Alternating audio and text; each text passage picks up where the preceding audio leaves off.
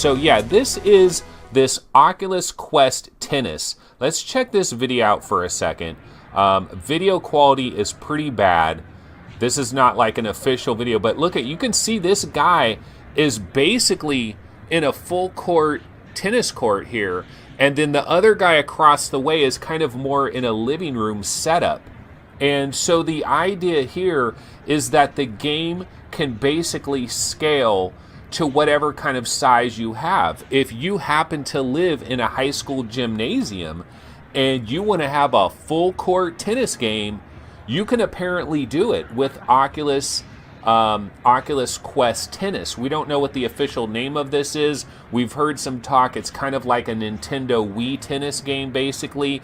And this is the dream. This is the dream. I've talked about this dream. In fact, on my actual show, I'm going to go ahead and turn down the sound here because we don't really have much sound going on with that.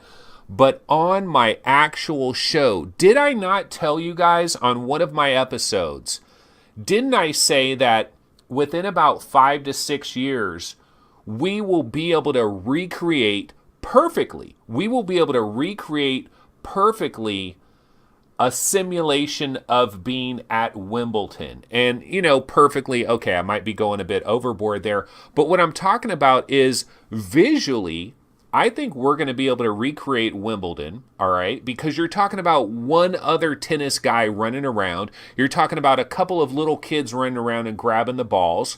You're talking about the referee guy that's judging whether the balls are in and out. And you're talking about a court. You're not talking about a million polygons. So I think we're going to be able to get to damn near photorealism in tennis, and then physically being able to move around, actually running from side to side, scrambling over here, running up, running back, you know, hitting things, doing all of that. Now you're definitely going to need to have very high ceilings for something like this if you really want to do this. But I was talking about within the next 5 to 6 years, we're going to be able to simulate nearly perfectly the sport of tennis. And this is already going in that direction. Now, this isn't going to be perfect, but it's already headed in that direction. How awesome is that? And Crunchy says, I can't wait till people are using up public tennis courts for VR tennis. That would be pretty freaking hilarious. Imagine some dystopian future where you're driving by the park, right? You're driving by a park. This would be a great Black Mirror episode. Crunchy, you've got a great idea here. This is a great Black Mirror episode. Okay, imagine this scene. You're driving by your typical park. You're looking at a tennis court that's in a park. You see people with VR headsets and tennis rackets, but there's no balls anywhere. You drive a little bit further down. You see a basketball court, and everybody is playing basketball with an imaginary basketball. They're all wearing VR headsets, and they're on a basketball court. And kids are on the little playground swinging around, and they all have VR headsets as well. Welcome to the dystopian future of 20 years from now. It is going to be bonkers. That is a Black Mirror episode that practically writes itself. So we got to see that in the future. But I tried to check it out in my Go Chevy. So I did try. Today, I did not do that. Today, lots of things going on this morning. It was a mad scramble. I missed most of John Carmack's keynote. I saw some of it, and oh my God, dude is just such a cool dude. He is such a cool dude, and he's working on his guns. Did you guys notice that? Sun's out, guns out for our boy John Carmack. He is really working on those guns. But yeah, I did not get to see his whole talk today, so that is unfortunate. I'll have to check it out a little bit later.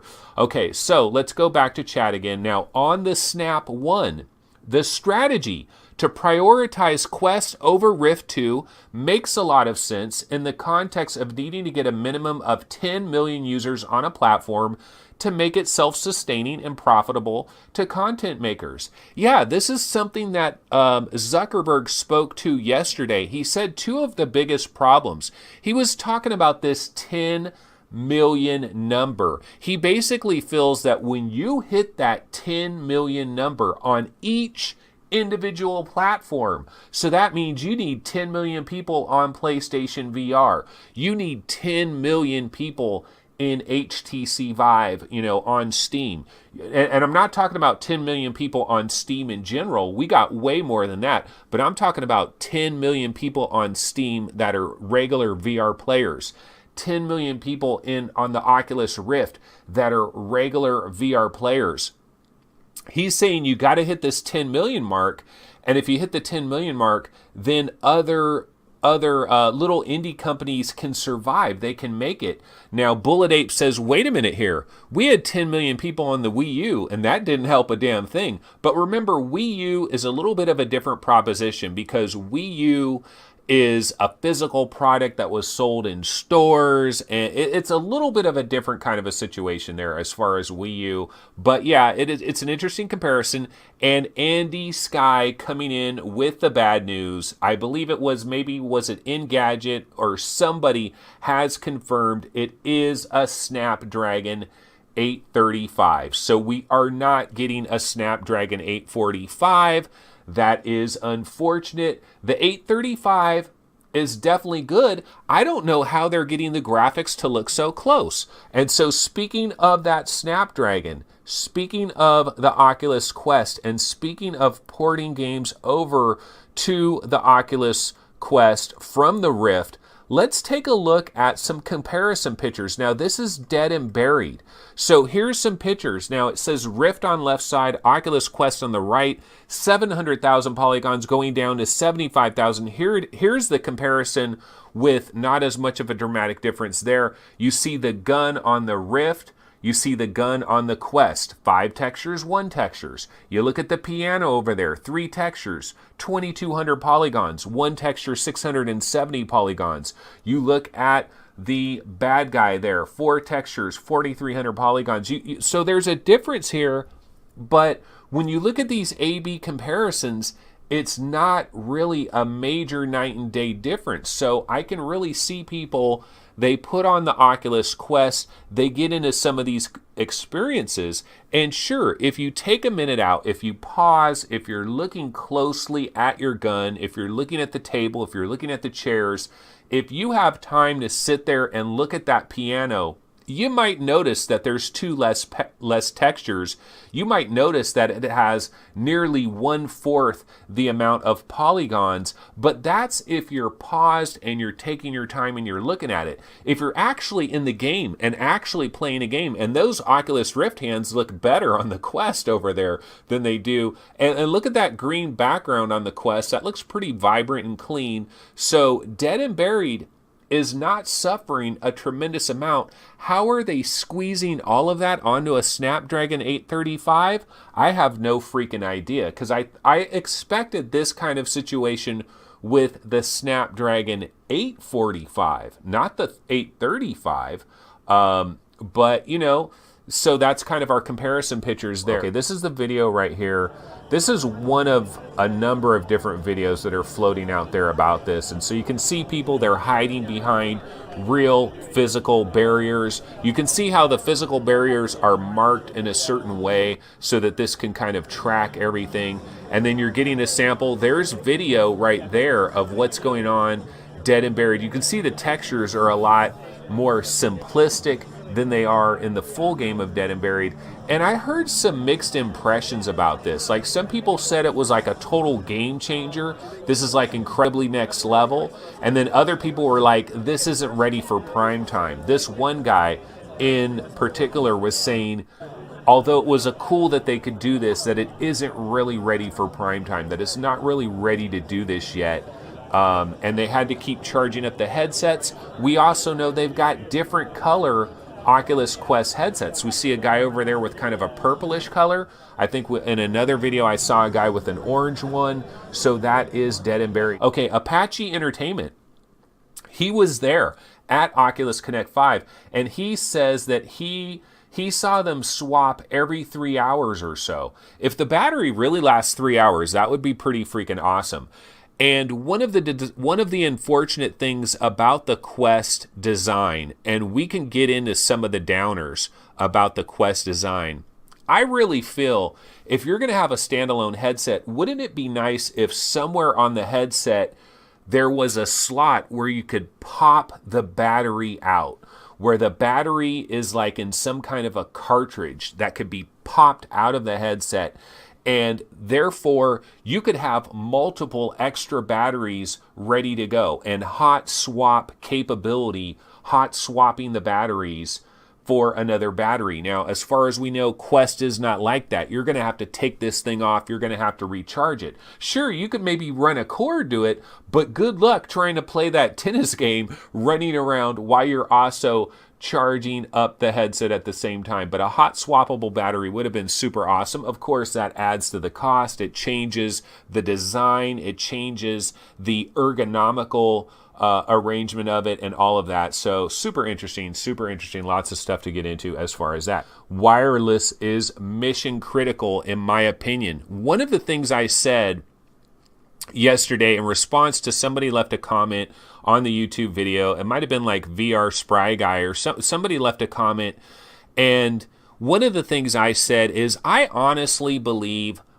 do believe that the Oculus Quest is kind of like the first VR headset that we have right now. This is the first VR headset, in my opinion.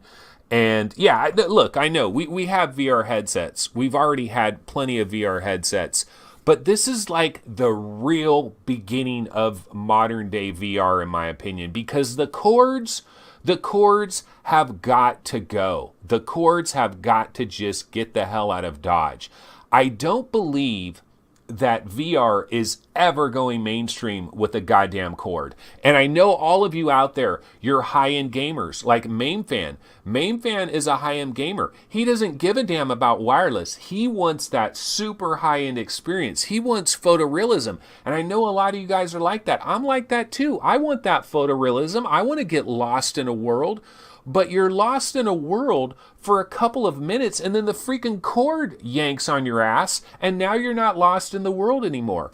We got to cut the goddamn cord. Now, one of the other things I'll say though in regards to this headset, I think there are some mistakes that, well, I don't know if it's a mistake. It might be a pricing situation, but I think there's a couple of minor mistakes that are going on here. Here's one of the mistakes I think we have. No hand tracking that I know of. There is no built-in leap motion style hand tracking, which I think is a major freaking mistake by Oculus. And here's why I'm going to tell you that it's a mistake. Now, I will caveat this. Here's a caveat. Who knows if it could go into a hand tracking mode with those 4 cameras that are there. That it has the 4 sensors. Maybe it could go into a hand tracking mode. But I really think there should be hand tracking. Now, why do I give a damn about hand tracking? I'm going to tell you exactly why. Because the biggest impediment to widespread mass adoption of VR, in my opinion, is friction. It is all about the F word, friction. And so if you have an Oculus Quest headset, you can just grab that thing on, and if it had hand tracking, if it could cinch your hands and do hand tracking, you could grab that Quest headset, put it on, and you could immediately start selecting things in menus, watching videos, doing simple interactions, basically everything that you could possibly do outside of playing an intense VR game. You could actually be playing less intense VR games if you have this hand tracking. So I really think hand tracking is it's a friction thing, and the controllers are great. Now, in chat, Cyan VR says, wait a minute, I thought they hinted at hand tracking in the presentation yesterday. No? Well, they did have that thing with the keyboard and the AHA video, and so, yeah, I don't know. I'm kind of confused how all of this is going to work, but what I'm talking about from a hand tracking standpoint, my other point is this. Okay, so the VR arcade scenario, right? This would be huge in VR arcades. The whole Dead and Buried, the arena scale. This is breakthrough, right? Multiple people in the same event doing all kinds of stuff. But what I imagine in an awesome next level VR arcade experience is you have the headset on, it's tracking your hands, you don't have a controller. And the reason you don't have a controller is because in the VR arcade experience, they're going to have a physical gun made out of plastic or whatever that's going to be tracked. You pick up the gun, you grab a lever, you push a button, you turn a dial, you pull down a lever, you move switches around, you grab this thing and you stack it on here. Physical things that you're interacting with to buy you into that experience so much more. You're using your real freaking hands. You see your real freaking hands. They're tracked. You're doing it. Now, I'm not saying that Oculus Quest absolutely doesn't have this, but I don't know that it does. I don't know that there's hand tracking there. And the point I'm making here is the second that the Oculus Quest is released, it is locked the fuck in. It is done. The second they start manufacturing 10,000 of these things a month on their assembly lines, that's it. It is what it is. Somebody in chat yesterday was saying, hey, you could put a hand tracking thing on the Go and you could add another controller, or you could add some little add-ons. Don't work. Add-ons don't work. We know that they don't work. Knuckles. No, but add-ons don't work, right? So I'll just go ahead and throw on a rando trailer, completely random. Like totally random. This trailer right here is totally random. Just happens to be Space Junkies, baby. Yeah, I finally played Space Junkies a little bit last night. Barely touched it though. I barely touched it. What happened is I had deleted Space Junkies.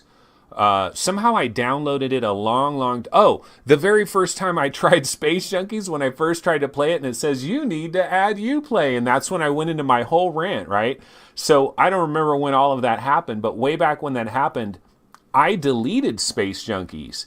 And then so I got a code for this closed beta that's going on right now, right? And I threw it into my Oculus and everything, and it was like, updating Space Junkies, and it kept going through this loop. Basically, to make a long story short, I needed to delete everything Space Junkies, completely re-download it, so I was having a bit of a problem there. So I got into this at the very, very, very end, like the very end of the night, and I played a bit of this, and you know what? It does feel really good. Space Junkies has a good feel. I got my ass whooped, though. I was in multiplayer with a couple of other guys, and I kept getting killed. The number one problem I was having with Space Junkies, so you get this shotgun, right? And you have to take your other hand and grab the front part of the shotgun and pump it so you can get your shotgun action on. And then, like, I think after each shot, you got to pump it. And I was having problems where the game, I don't know, maybe because of my 970 and stuff, like the game was kind of having some little hitching things, and I'd be trying to reload my shotgun, and then I end up getting killed. And I'm like, man, that's not fair. I was trying to reload my shotgun. It didn't work. You know, I didn't know what happened, so I died a hell of a lot. But I'm definitely going to play some more Space Junkies. It does feel really good. Like all of the movement options, everything you're doing in Space Junkies, it feels good. It works great. And the graphics of the different settings are really nice as well, too. So I did finally tried Space Junkies. So that is for Phil Yarn and some of the others that are like, dude, Anthony, when are you going to finally try Space Junkies? I did finally try it. So that is Space Junkies. So once again, everybody, definitely check out the website if you get an opportunity. Of course, subscribe to our channel, like the videos. That helps. Tell somebody about the channel. Tell somebody about our videos. That always helps as well. And of course, I will see everybody tomorrow at 11 a.m. Pacific time. See you guys then. Have a great Thursday. Take it easy. Later.